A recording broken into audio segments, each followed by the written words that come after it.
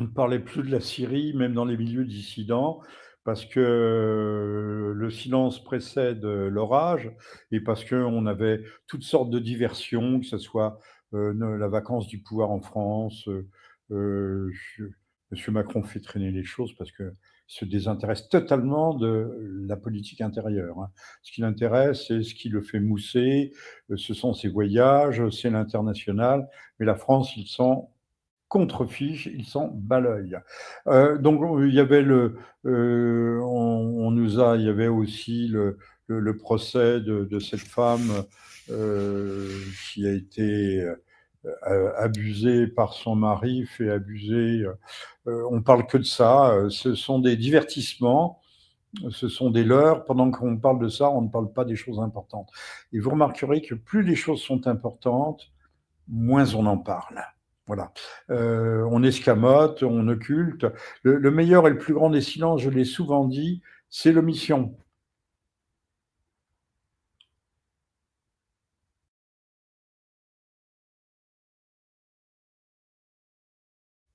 Écoutez, l'impact, on ne le sait pas encore il peut y avoir des rebondissements, mais il faut voir que c'est une opération, rondement menée et surtout stratégiquement, impeccable.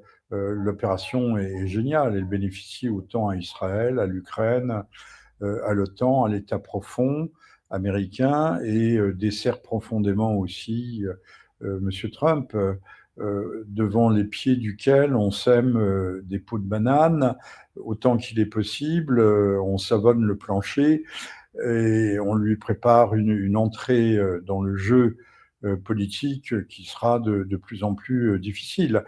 Monsieur Trump, je rappelle, avait annoncé la paix en 24-48 heures en Ukraine. Maintenant, la chose se complique fortement et violemment.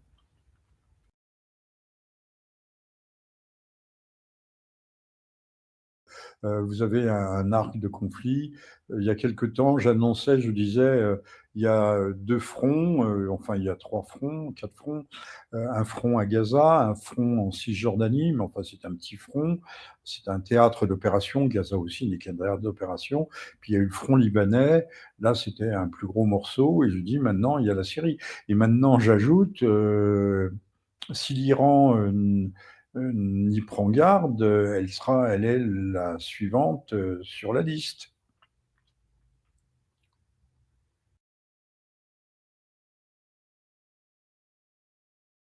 Pour l'instant, ils n'ont pas la parole, ils ne sont pas, ils sont pas concernés, ils sont observateurs. Sachant, et ça c'est aussi l'ironie de la chose, c'est une ironie un peu paradoxale, que la Turquie prétendait, candidatait à l'entrée aux BRICS et que la Turquie était, soi-disant, des termes cordiaux avec je ne trouve pas d'autres termes, avec la Russie, même si elle approvisionnait largement et abondamment l'Ukraine, le front ukrainien, avec ses drones de combat, ses drones tueurs, Bayraktar. Voilà, dont c'est le fils, l'usine, l'entreprise qui les produit et le fils même de Monsieur Erdogan. Monsieur Erdogan, pilier, dont le pays est le pilier oriental de l'OTAN, vient de montrer, là pour le coup, vient de donner un coup de barre atlantiste impressionnant et montrer, puisque il est bien clair que les HTS, les al-qaïdistes, al-nosristes, euh, c'est c'est sur ces points-là qu'il faut insister. Euh, Quasiment entièrement équipée par l'armée turque, même si elle ne dispose pas de moyens gigantesques, certainement avec le financement du Qatar. Le Qatar qui joue aussi double jeu, puisqu'il s'était ces derniers temps rapproché sur des questions gazières avec l'Iran, mais tout cela accompagne peut-être aussi une évolution néfaste, enfin, de l'Iran lui-même. Ou de l'Iran elle-même. Je ne sais pas si on dit la Perse, c'est au féminin, l'Iran, c'est plutôt au masculin. Apparemment, il y aurait même participation dans cet, effondrement, on ne peut pas parler d'autre chose, mais pour aller vite, pour aller clair, il n'y a quasiment pas eu de combat. On pensait qu'il y avait une ligne de défense de l'armée, arabe syrienne, c'est-à-dire l'armée, de Damas, sur une ligne, devant bloquer l'avancée des djihadistes. Ce sont des djihadistes, hein, ne pas l'oublier, aux alentours d'Homs. Et puis, la reddition de la ville a dû être négociée. Mais je pense que la reddition de la Syrie tout court a été négociée, et négociée pas plus tard que vendredi dernier à Doha, où se sont rencontrés des responsables iraniens, syriens, turcs et sans doute américains, ou peut-être pas israéliens, mais en tout cas, Israël est partie prenante de l'opération, hein. Donc, l'effondrement, cette capitulation est une capitulation qui a été négociée.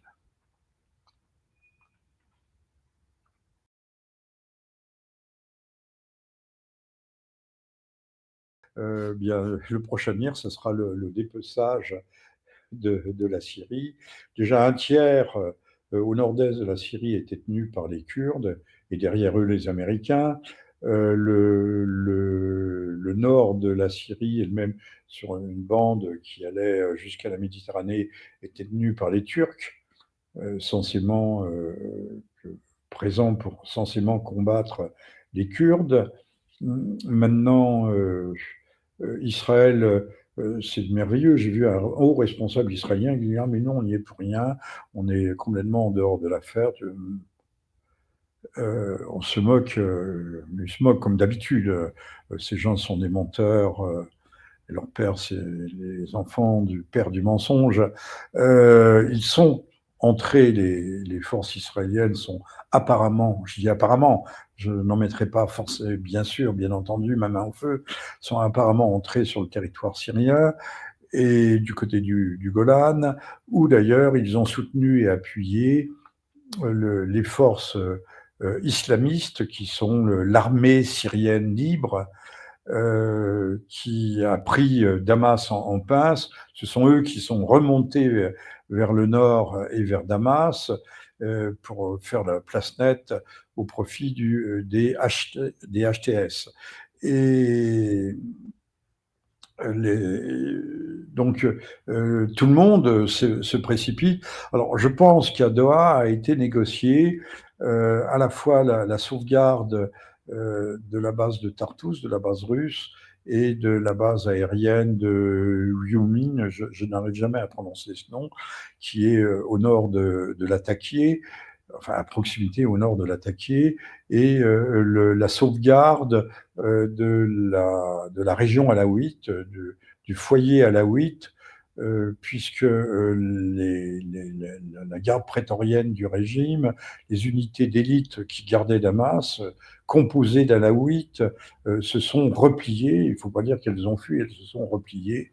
Elles se sont repliées vers Latakia et cette zone euh, qui devraient être protégés par les accords qui ont été pris, les accords dont personne n'aura écho, évidemment, au moins dans les jours qui viennent. On ne le saura qu'un peu plus tard, qu'après, quand les langues se délieront et quand les journalistes feront un autre travail que l'aimable correspondant de LCI TF1 que je voyais tout à l'heure et qui nous montrait une boîte de cartouches en disant il y a eu des combats à Damas.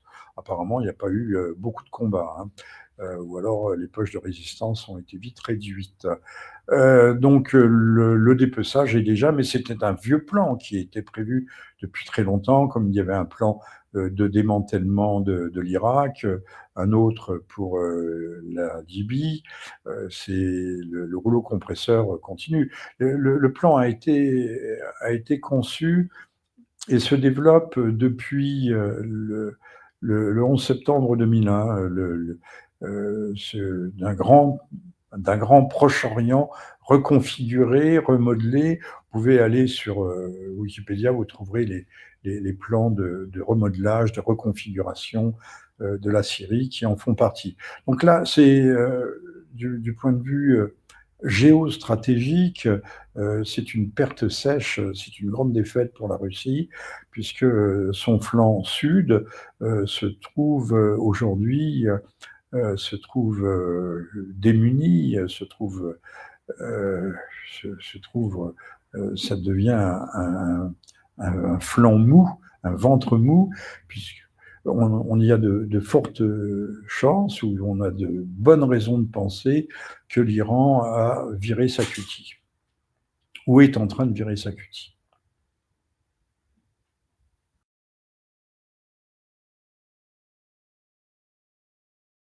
Les gens qui, comme moi, prévoyaient qu'il pourrait y avoir ouverture d'un front, syrien, personne, apparemment personne, tout le monde a été stupéfait, par, la rapidité, de la chose, par ce blitzkrieg, littéralement, mais c'est un blitzkrieg plus politique que militaire, puisqu'il n'y a pas eu de résistance. Maintenant, le régime de Damas, le régime baathiste, c'est-à-dire nationaliste, arabe, socialiste. Le régime baathiste était extrêmement affaibli par les embargos, par l'électricité manquait, le fioul, même le pain. Sachez, et ça c'est, je vous le dis, c'est important à savoir, qu'un soldat syrien sunnite, de confession sunnite, donc dirigé par un gouvernement, des cadres, une superstructure politique alaouite. Les alaouites étant une sorte mixte de chiites, de chrétiens. C'est quelque chose. Quand vous entrez dans le pays alaouite, il y a une chose qui saute aux yeux, qui frappe. Il y a plus de mosquée. Il y a pas de mosquée.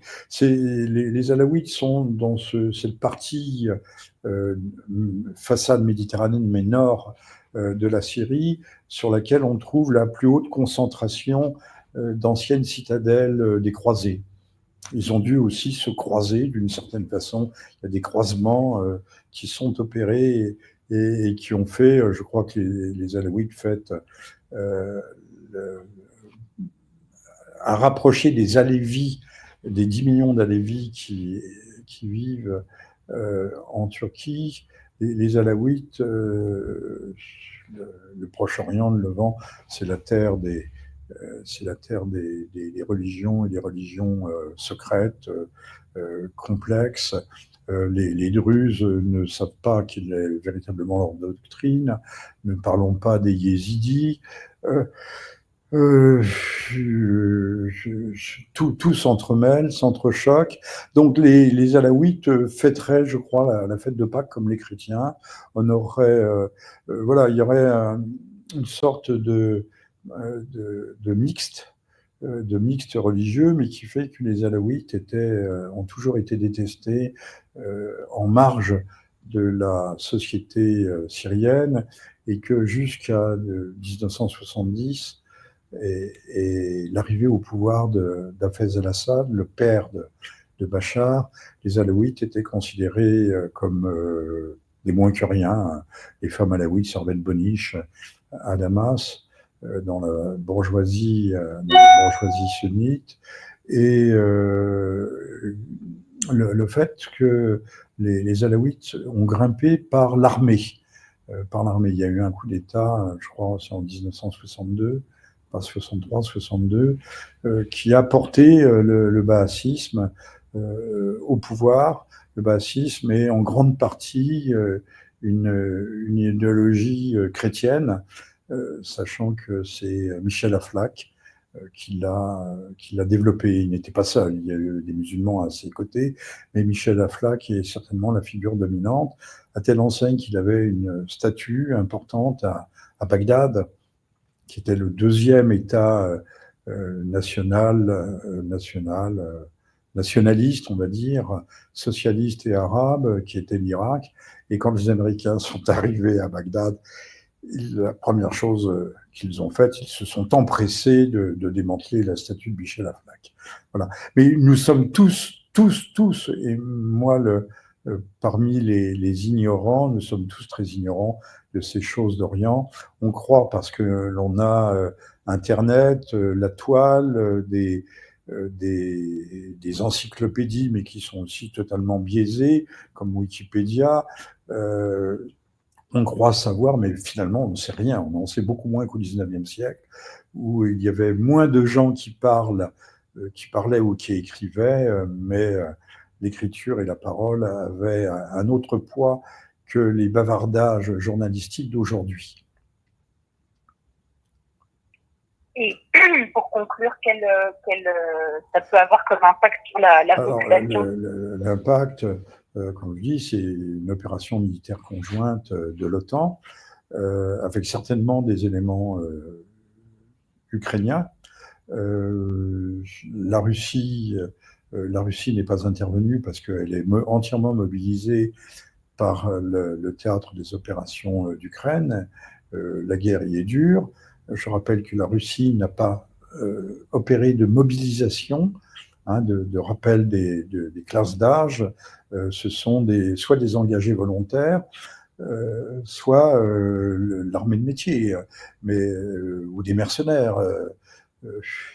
Je ne crois pas qu'il y ait beaucoup de Nord-Coréens, mais enfin bon, on laisse planer l'hypothèse, le fantasme nord-coréen. Ça fait bien dans le paysage. C'est une guerre, la guerre d'Ukraine est extrêmement meurtrière. J'ai découvert qu'il ne restait que 3 avions russes sur la base. Les Russes sont intervenus le 30 septembre 2015, au moment où déjà le régime était menacé. Et puis le Hezbollah était une sorte de fer de lance en Syrie, mais le Hezbollah a été étrillé au Liban. Les forces ultimes du Hezbollah ont décroché, sont venus rejoindre leurs frères. Et si la Syrie, si le pion syrien tombe, il est tombé, ça veut dire qu'il n'y aura plus d'approvisionnement d'armes, de munitions pour le Levant. Donc le Hezbollah sera éradiqué au Liban et l'épuration ethnique pourra se poursuivre en Cisjordanie. Déjà 3000 morts en un an, 3000 en Cisjordanie, ce que les Juifs appellent la Judée-Samarie, et qu'ils revendiquent au nom d'une soi-disant promesse biblique. Dans ces cas-là, le bon Dieu, voilà, c'est pas le bon Dieu en l'occurrence. C'est un Dieu de colère, c'est le Dieu de la guerre, c'est le Dieu de la vengeance, c'est le Dieu de Josué. Je vous renvoie au livre de Josué, lisez-le, vous serez éclairés. Surtout si vous avez une bonne traduction, il vous allez interpréter vous-même, comprendre ce qui est dit à travers les lignes. Eh bien, on ne croit plus en Dieu, ni à diable, ni en Dieu, mais ça fait peut-être notre transition. Au moment où Damas tombait, était en train de tomber, on rouvrait les portes de Notre-Dame. Ça ne manque pas de sel, mais quelle Notre-Dame? C'est Notre-Dame 2.0, c'est Notre-Dame New Look, c'est Notre-Dame temple maçonnique, ou presque. On voit, il y a le frère couvreur, l'archevêque de Paris, qui est affublé. Alors, il a affublé d'une chasuble, mais on ne sait pas très bien de quelle couleur elle est. Il y a du bleu, du jaune, du ceci, du cela. On ne sait pas si c'est le drapeau ukrainien ou si c'est l'étendard LGBT. On ne sait pas. Alors, il a une crosse lumineuse, boum, boum, boum, il tape 3 fois, puis après, il tape 3 fois, comme au théâtre. Moi, ça m'a fait penser à l'entrée des loges maçonniques. Il y a ce qu'on appelle un frère couvreur qui tape à la porte en disant que quelqu'un demande à entrer. Et là, ça me fait penser. Et alors, il y avait 3 zigomards qui attendaient sous la pluie, sagement, un pas vide. Il y avait Monsieur Macron, flanqué de Madame Macron et de Madame Hidalgo, femme en cheveux, alors que lorsque l'on pénétrait jusqu'à récemment dans un édifice religieux, enfin c'est fini. Moi, j'ai vu encore les bigoudaines en Bretagne, mais je vais avoir 20 ans. Elles avaient leur jolie coiffe le dimanche, elles allaient à la messe en coiffe, mais tout ça est bel et bien terminé. Mais pas dans les pays orthodoxes, d'orthodoxie, à l'Est. Une femme ne peut pas pénétrer dans une église sans être coiffée. Enfin, vous me direz, c'est un détail, mais c'est un détail. Les femmes n'étaient pas en cheveux. Voilà, les hommes étaient têtes nues, et les femmes portaient leur petit hijab, leur petit fichu sur la tête. C'était un moyen de montrer la soumission à Dieu, aussi bien pour les dames que pour les hommes. Donc, je n'ai pas vraiment regardé la cérémonie. Paraît-il, il y a eu deux chanteurs plus ou moins profanes à la fin, mais cette cathédrale qui a été merveilleusement restaurée par des compagnons du Tour de France, dont je pense l'homogénéité ethnique, ethno-culturelle et même peut-être ethno-confessionnelle était assez remarquable.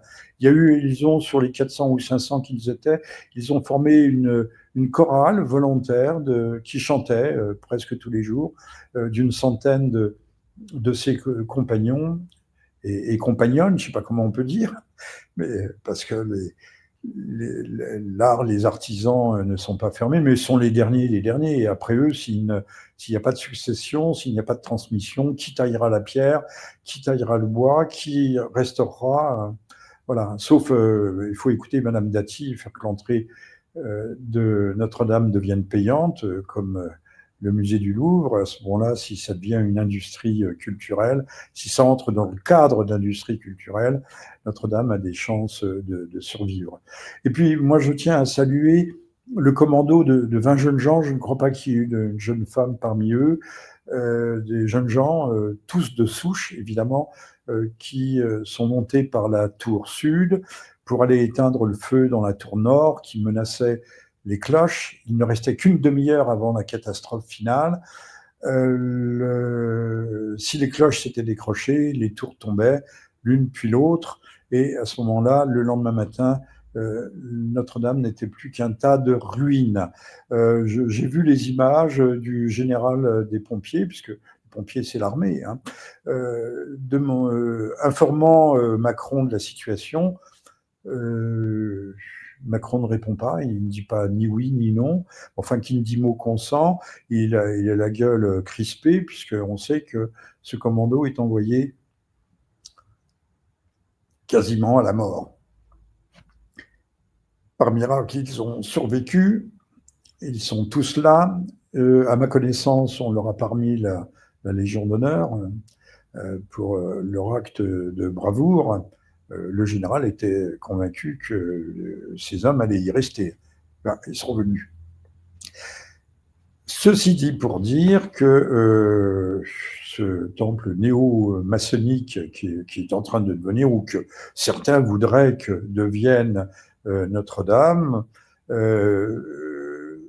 a été l'objet en fait d'une tentative de destruction absolue, c'est-à-dire c'est un acte de terrorisme majeur qui a été perpétré contre le symbole, le vrai symbole, le cœur sacré de la France, le cœur sacré symbolique. Il y a des cathédrales beaucoup plus importantes, que ce soit Chartres, Reims ou autre, Reims qui a flambé d'ailleurs.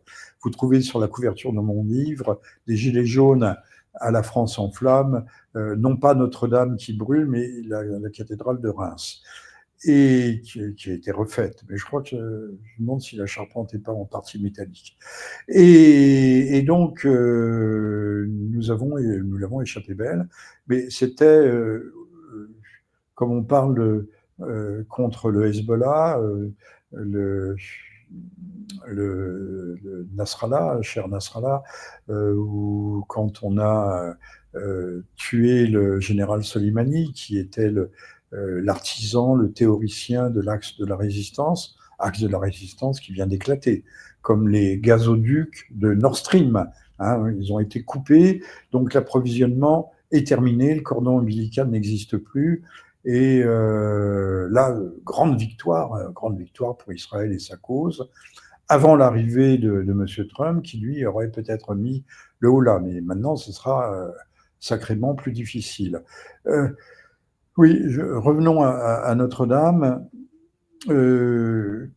Donc, on est passé, on a senti passer le vent du boulet.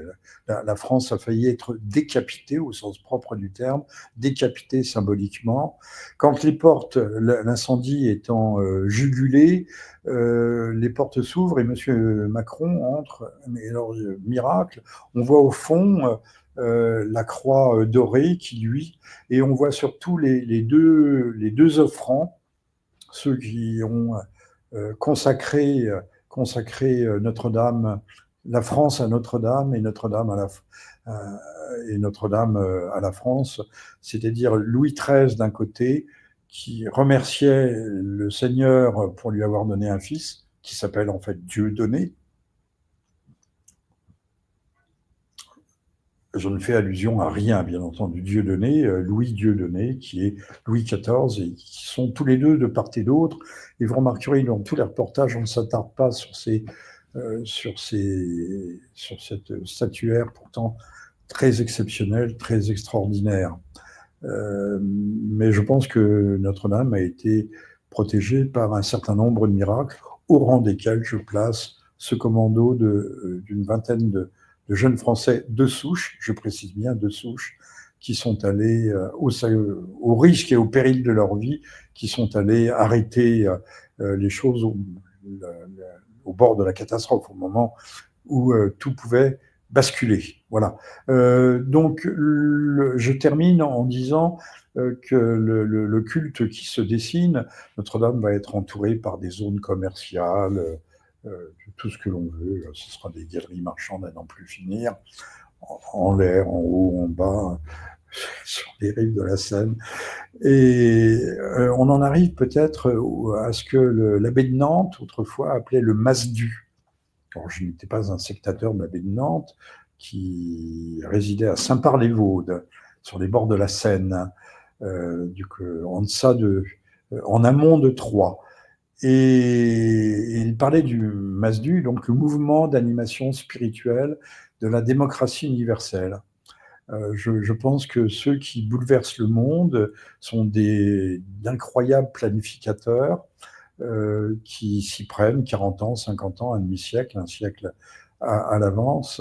Et ce mouvement d'animation spirituelle va trouver naturellement sa place dans cette coquille devenue vide, pas tout à fait vide, mais dans laquelle il faudra réinstaller l'Esprit de Dieu, si tant est que ce soit possible. Quand j'étais petit garçon, là aussi je termine là-dessus, j'avais 7-8 ans, 9 ans, dès que j'ai su lire, en descendant à l'école, j'achetais un petit illustré des éditions Artima qui s'appelait Cosmo, Cosmo, ça existait bien sûr, non, qui s'appelait, je ne sais plus, et pas Cosmos. Et bien dedans, on voyait Texas, Sam Spade, le docteur machin, qui parlait d'une église universelle regroupant tous les cultes, toutes les religions, toutes les sensibilités. C'était déjà clairement dit et dicté, et on apprenait ça. C'était Météore, hein, le titre du petit journal. Et donc, il y avait aussi les indigènes que nos vaillants cosmonautes, notre trio, bombardait en riant au gaz moutarde. Mais le gaz moutarde, c'est l'hypérite. Hein. Il fallait, comme l'aurait dit Monsieur Churchill, non, il ne parlait pas de bâtards, mais il disait c'est sauvage, il faut les dresser. Voilà. Et lui, bon, c'était les Kurdes qui faisaient, ou les tribus, les zones tribales du Pakistan qui faisaient inonder de gaz moutarde. Voilà, donc la roue tourne, mais ce sont toujours, c'est pas une roue, hein, c'est un kaléidoscope. Les images que nous avons sous les yeux se décomposent et se recomposent en permanence. En tout cas, concluons en disant que cette affaire syrienne est une très grande défaite pour la Russie. Tout n'est pas perdu, bien entendu, mais dans les négociations, maintenant, les choses vont peser. D'autant, comme je le disais, que l'Iran joue un jeu très trouble. On peut penser que certaines frappes ou attentats de décapitation qui ont eu lieu sur son sol, son propre sol, ou à Damas même, à Damas ou au Liban, ont pu être rendus possibles par des informations qui auraient filtré depuis les sphères du pouvoir iranien. Vous voyez, les choses sont complexes, et même si on veut, comme De Gaulle, aller à l'Orient compliqué avec des idées simples, ce n'est pas toujours aisé.